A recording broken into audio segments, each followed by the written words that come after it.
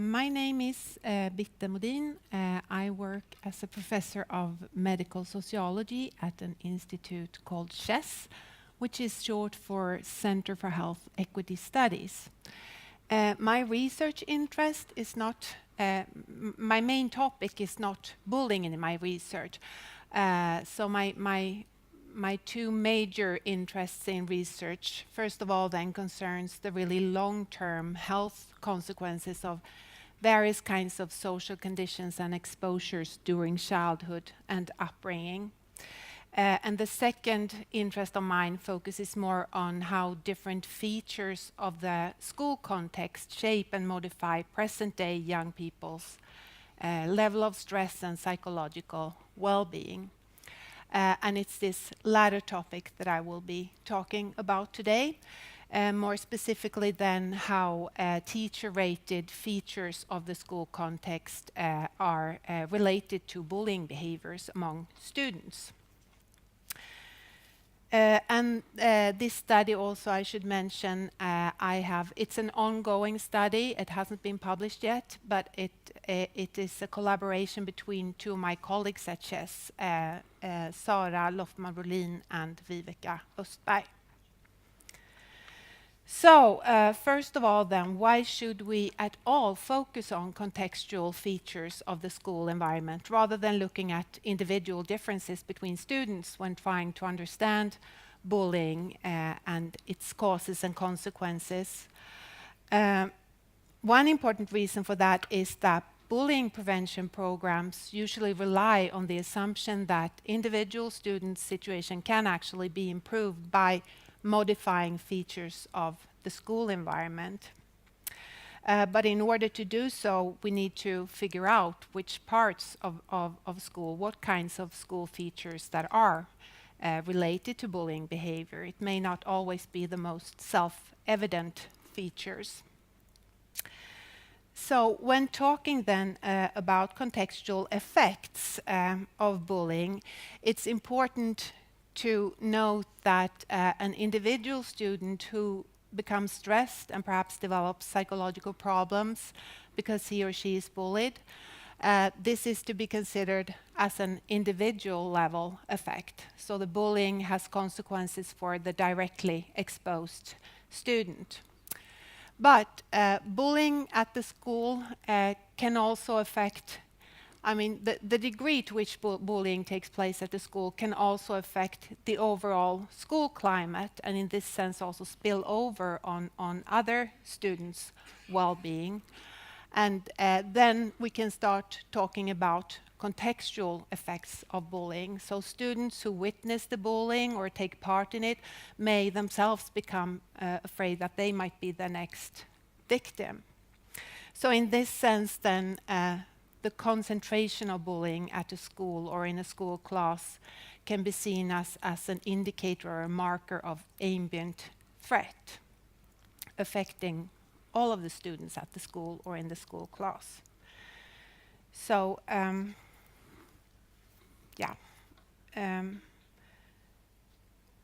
in several of our previous studies, we have actually shown also that these kinds of contextual effects of bullying on student health actually do exist empirically as well.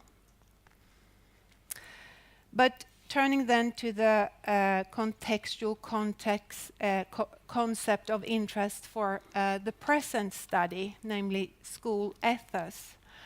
And this is a concept then that broadly refers to the beliefs, values, and norms permeating the school and manifesting themselves in the way that teachers and students relate, interact, and behave towards each other.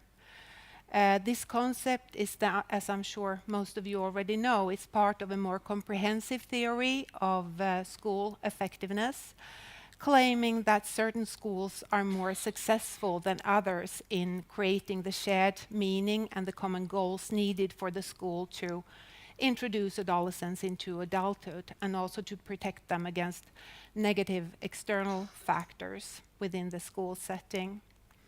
So important features then of effective schools, besides having a strong school ethos, are a pedagogy that focuses on clear goals, constructive feedback to the students, providing a safe and orderly environment, a strong academic focus, and also positive home-school relations.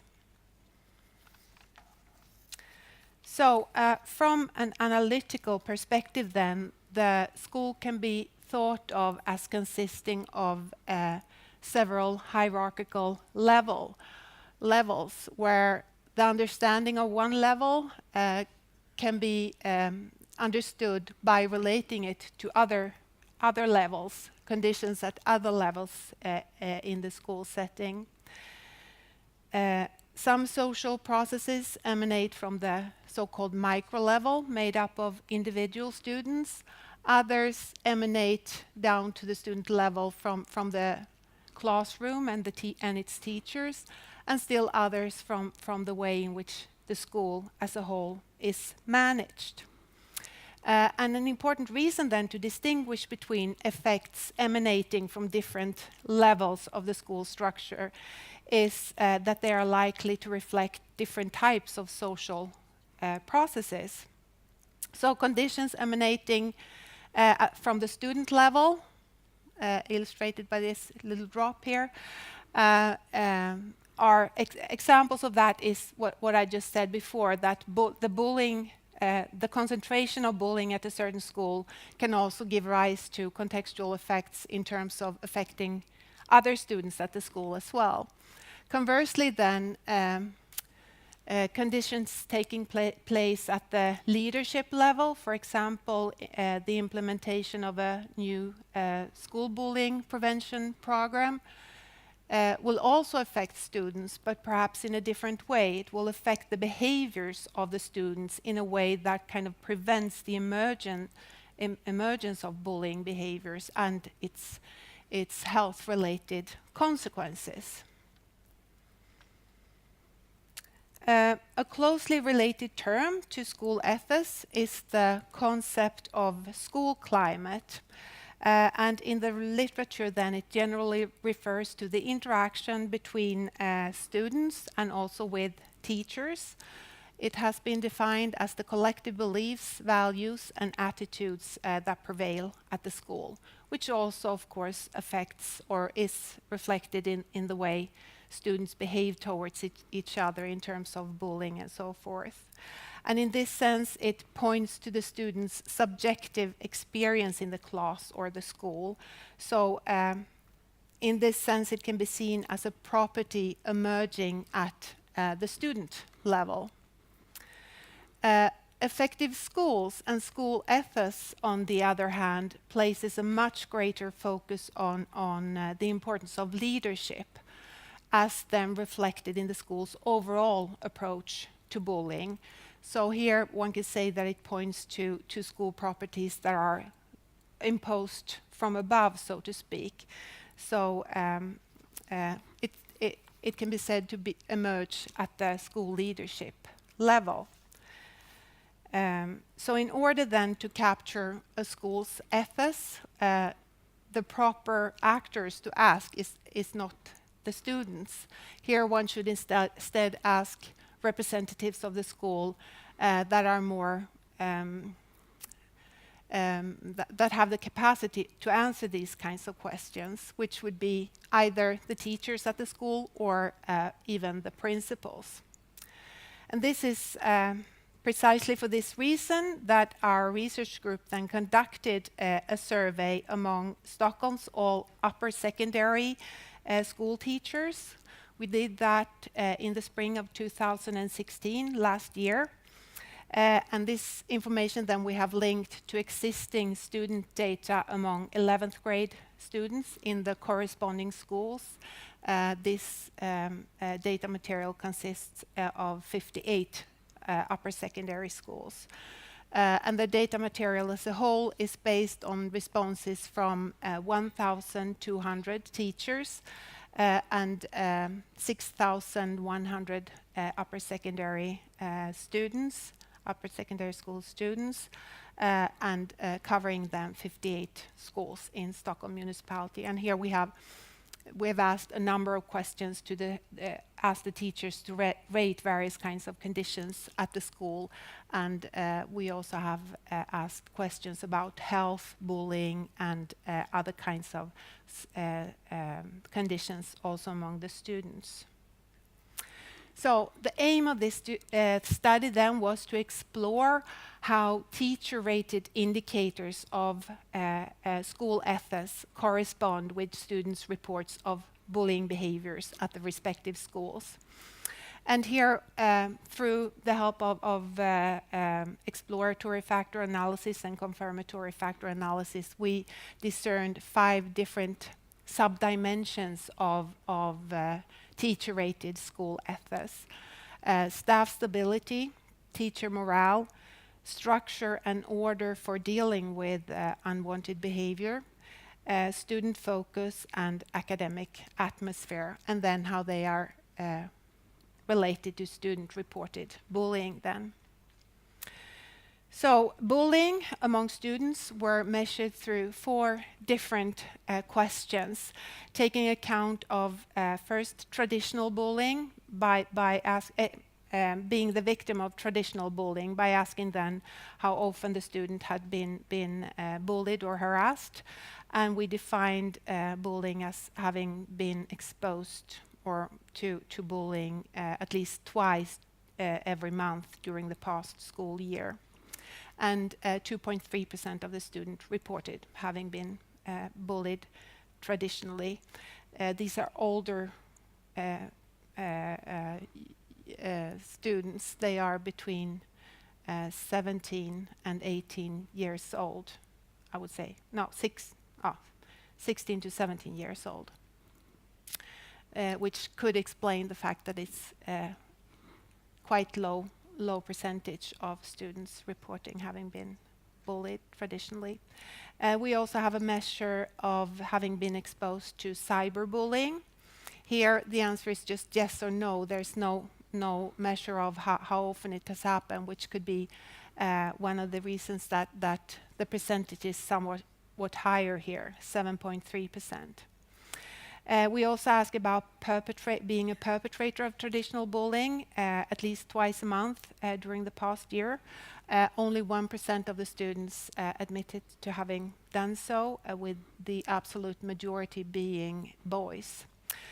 And finally, also being a perpetrator of cyberbullying, which 3% of the students admitted to have done. Then we have the 5 dimensions of teacher-rated school ethos. The first one, taking account of staff ability. Ask questions then about the frequency of sick leave at the school, staff turnover, and also the frequency of substitute teachers at the school. And here the teachers rate the extent to which they think it corresponds to their school on a 5-graded scale ranging between strongly agree to strongly disagree. The second one takes account of teacher morale by asking questions about whether the teachers have a strong work ethic, and whether the teachers work with great enthusiasm, whether they take pride in the school work, and whether they feel confident as classroom leaders. The third aspect takes account of structure and order for dealing with bullying and other unwanted behaviors, asking questions about the school's value system, whether they actively work on issues concerning violence and bullying, also whether the teachers are confident about what they may and may not do if these kinds of situations arise, and finally whether there are rules for order and conduct at the school. The fourth item tries to capture then whether the teachers have a student focus at the school, asking questions about whether they give positive feedback to the students about their performance, whether they have high expectations, and also whether they take their time with students, even if they want to discuss something else than schoolwork. and finally also whether the teacher thinks that the other teachers at the school treat the students with respect. And the final aspect then tries to capture academic atmosphere by asking whether the school provides a stimulating learning environment, and also whether the student's motivation is a stimulating part of work. I have to hurry up. Okay, so for the results then, maybe I can go quite quickly through them.